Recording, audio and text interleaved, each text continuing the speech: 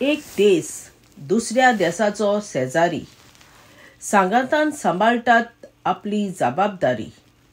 धर्माचो नासतना भेदभाव, राजकीय फुडाऱ्यांचोय नासोन दबाव.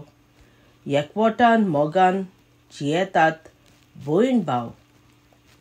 वेत बोर पोटा खातीर कोणूय खंयच्याय देशांत वेता. नोकरी करूंक थंयच राबितो करतात. तात्पुरती परदेसी कशी जियेतात त्या देशांतले कायदेय पाळटात. दुसऱ्या देशांतलो नागरीक थंयसर जियेतना एक परदेसी कसो तो जियेता, पूण ताचो देश परदेसी जायना. कोणाच्याच गुलामपणान रावना. अभिमानान आपलें व्हडपण दाखयता.